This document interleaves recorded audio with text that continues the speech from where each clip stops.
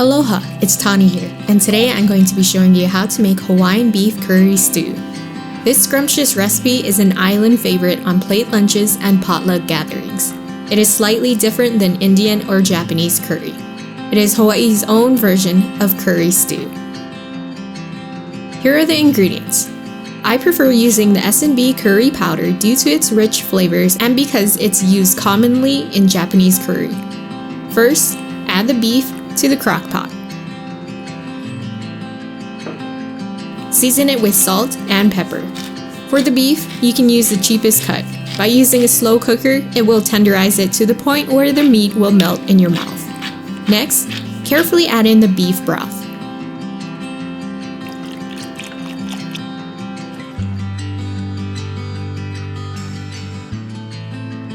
Then add in the curry powder, bay leaves,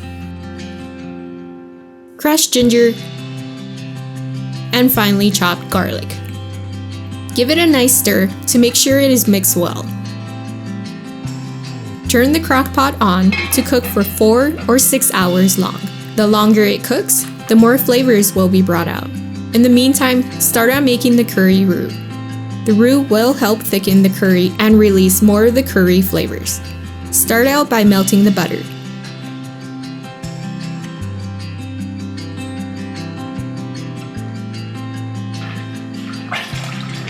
Then add in the flour. Constantly stir it for about 15 minutes or until it begins to turn a light brown color. If you don't stir it constantly, it will easily burn.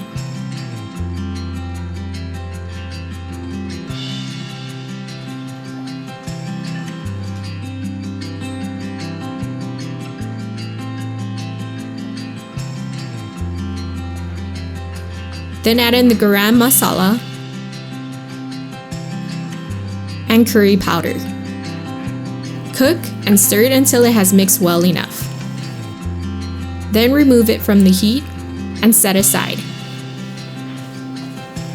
If there are any impurities floating at the top, scoop it out using a skimmer. An hour before the slow cooker finishes, add in the vegetables and potatoes, green bell peppers,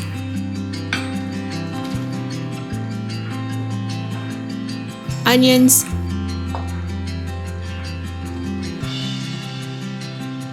potatoes,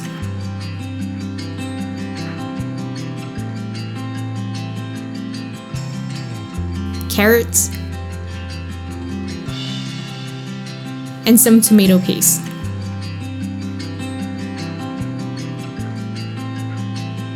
Mix it well.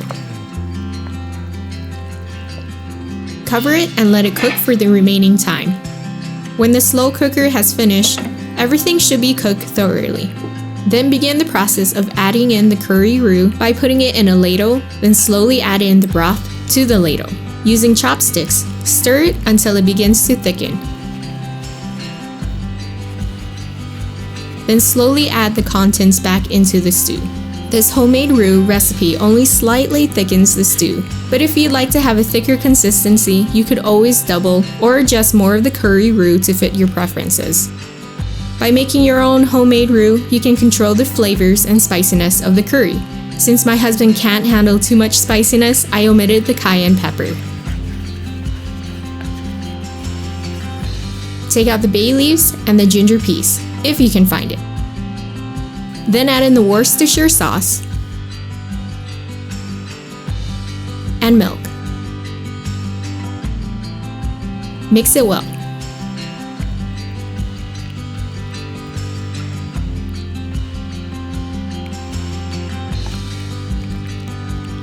Serve with hot white rice